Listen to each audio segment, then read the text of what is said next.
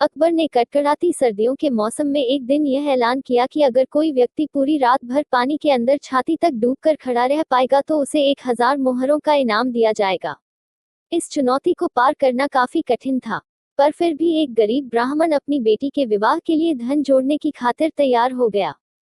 जैसे तैसे करके उसने कांपते ठिठुरते रात निकाल ली और सुबह बादशाह अकबर से अपना अर्जित इनाम मांगा।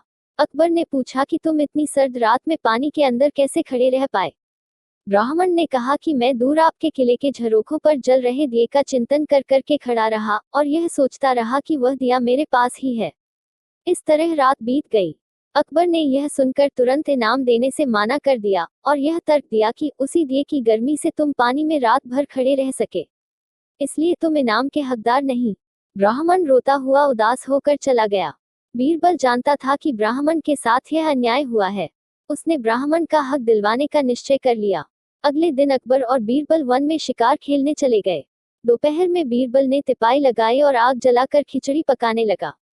अकबर सामने बैठे थे। बीरबल ने जानबूझकर खिचड़ी का पात्र आग से काफी ऊंचा लटकाया।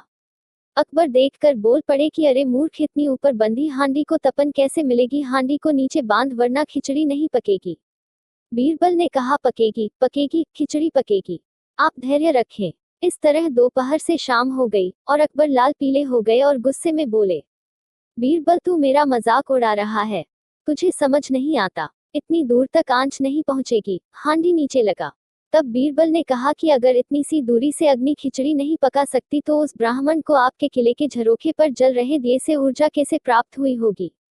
यह सुनकर अकबर फौरन अपनी गलती समझ जाते हैं और अगले दिन ही गरीब ब्राह्मण को बुलाकर उसे 1000 मोहरे दे देते हैं और भरे दरबार में गलती बताने के बीरबल के इस तरीके की प्रशंसा करते हैं।